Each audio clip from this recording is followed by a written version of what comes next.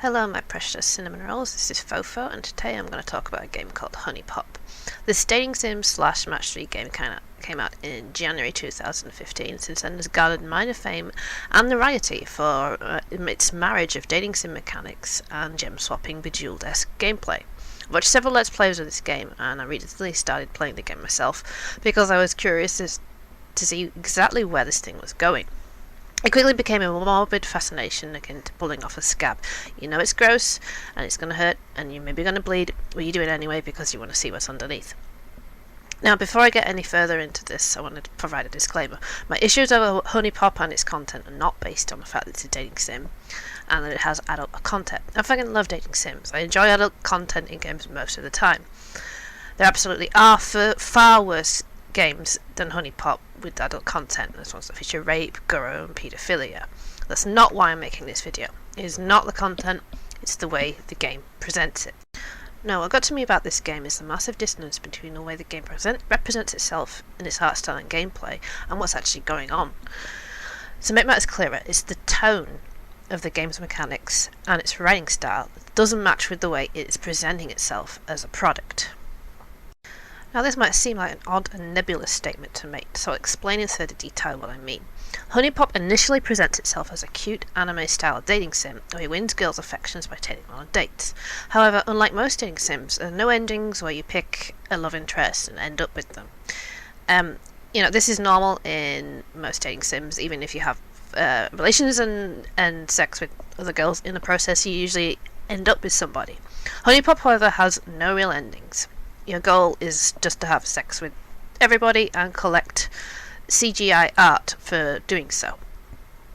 Now, the game's mechanics are the single most cynical and mercenary thing I've ever seen in a dating sim, and that includes those pay-to-play Otami games where you have to buy tokens of real money to them. They include further chapters. Firstly, the game actively encourages you to get women drunk so they will be more receptive to your advances. Well, that is gross in its own. In game mechanics, how much a woman likes you or enjoys your attentions translates into the in-game currencies.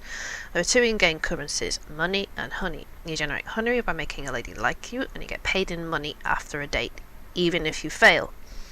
Yep, you heard that right. The women pay you for asking them out on a date, even if it's terrible. This is where this cynical and mercenary attitude comes in, because you need honey to upgrade your stats and money to buy gifts and food for the ladies. You can only date each girl once per day, so you have to farm all the girls to have enough cash to actually get as far as having sex with them. Talking with women gets you honey, and successful dates raises their affection meter. Get enough affection and go on a date at night, and then you get to have sex with your chosen girl. I should point out that the sex is exactly the same as the date mechanics, except they're in their underwear. Making the girls like you is a matter of remembering what information they tell you about you themselves. This is a task made easier by the fact that your in-game phone tracks everything you know, as well as the real-time locations of all your girls you've actually met. That's not creepy or anything. The girls will occasionally quiz you about things they told you, and apparently remembering a girl's favourite season the day after she told it makes a woman's legs fly wide open or something. This is about as in-depth as a conversation can get, and the game also acts as if it's completely normal to ask women about their cup size. Not their bra size, by the way, just their cup size.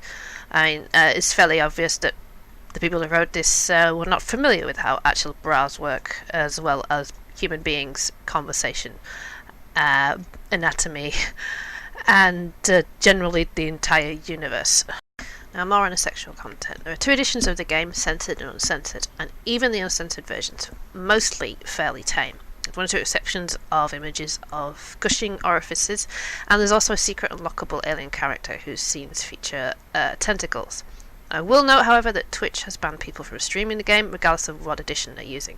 This might sound slightly unfair, considering that HuniePop is generally no more explicit than some of the more popular adult RPGs, such as the Witcher franchise.